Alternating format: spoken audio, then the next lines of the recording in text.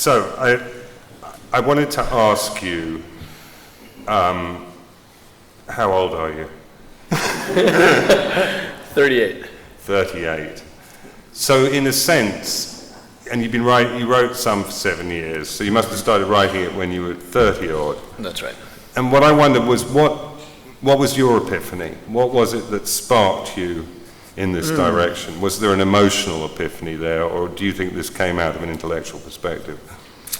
I guess it came out of an intellectual one. For a long time I was an atheist, and I realized that my drive for converting people to atheism on airplanes was just a matter of trying to get people to admit that maybe they didn't know something. And so the seeds are a little bit hard for me to reproduce, but for a long time I was thinking about really interesting stories about, well, what if there were no God? Or what if God were a female? What if God were a married couple? What if we were invented by a species of dim-witted creatures? What if... ... And those are all the stories that became part of some. So it actually wasn't any epiphany emotionally. It was just sort of a slow growing of realizing that I had a mound of stories that were all quite different from one another.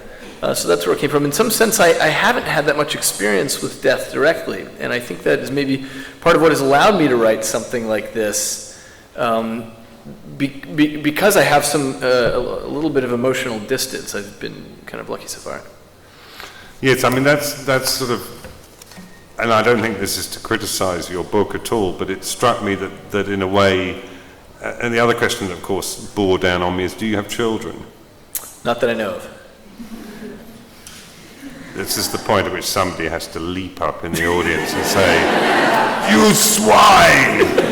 I have been living in a council flat in Hackney for years bringing up your child, and you sit there, you swan in here." That'd be great, wouldn't it? I wish for that. Not because I want to see you publicly humiliated or destroyed, but just because, sometimes events have an awful kind of determined quality to them. But that strikes me as the two fulcrums. There's the fulcrum of life and the fulcrum of death. I mean, I kind of missed out the other bit of my epiphany, which was that, of course, when I began writing that story, The North London Book of the Dead, my first wife was pregnant with my first child. So for me, all of this stuff is predicated around emotional impact. That's what, and I wondered, I sort of thought that what you were saying, and one of the dimensions of the book that was very strong for me, and I wonder how this fits in with the Possibilian view, is the kind of Wittgensteinian idea that in a way what philosophy is good for is a therapy for maladaptive thinking. And it struck me that they have a quality of the parable about them, the stories, and I wondered whether you had conceived them as kind of therapies for maladaptive thinking. I think many of the stories grew from that. So just as an example, when I sit next to people and I ask them their view on the afterlife, I realize that when you start scratching the surface of the stories, there is a lot of sort of fuzzy thinking, sometimes maladaptive. So as an example, how old should people be in the afterlife? Should they be the age they were when they died, when all their beauty and alacrity has been stripped away, or should they be little children, in which case they're not, the grandmother's not recognizable to the granddaughter, and so on. So one of the stories in here addresses that question head on, where God gets confused about what age everybody should be. And so he tries making everyone sort of a teenager, but then the whole afterlife degrades into sexual pursuits, and he makes them middle-aged, and then people are talking about mortgages and kids, and it's not so interesting. And so he tries different things out, and finally he lands on an ingenious solution. He decides, he's watching light refract through a prism, and he gets this idea that he's going to split people into all their possible ages. And so when you arrive in the afterlife, you get split into your 7-year-old self, and your 8-year-old self, and your 64-year-old self. And what people find is that, to their surprise, in the afterlife, all these different beams of you start drifting off, because we've had this illusion of continuity. But in fact, if your 7-year-old self came in, you'd probably have more in common with your colleagues than you would with him. And so in this story, all the different beams of you come back together once a year for a family reunion, and the elderly pinch the cheeks of the young, and so on.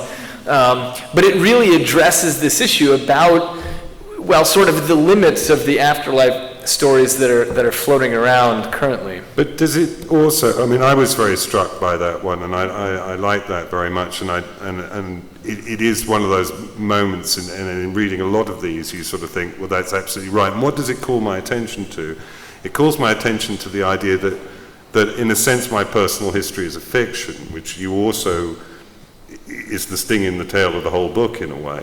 In other words, my idea of myself as a unified, continuous, evolving, very reified person in that way is quite erroneous. In fact, many of my periods of life have been absolutely distinct from one another in all sorts of ways.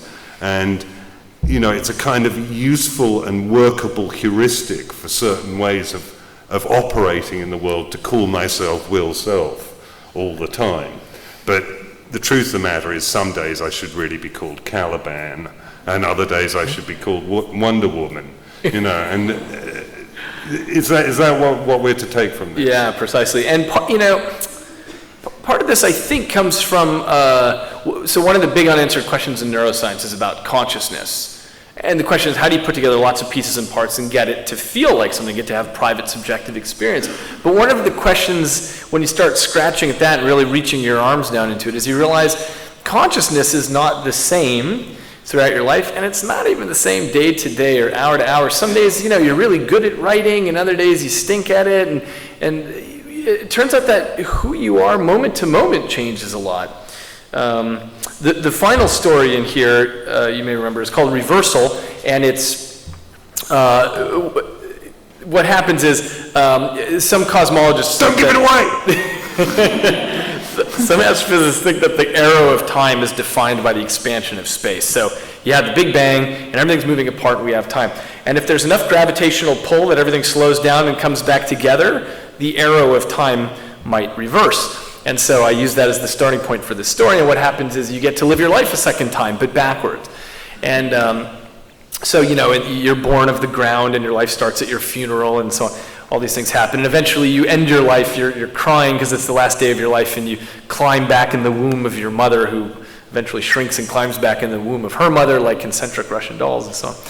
But the idea is that as you're living your rewound life, you're very happy about this at first, because you think, I had to go through this forward the first time, but I'm really going to understand this upon replay, which was an idea by Kierkegaard.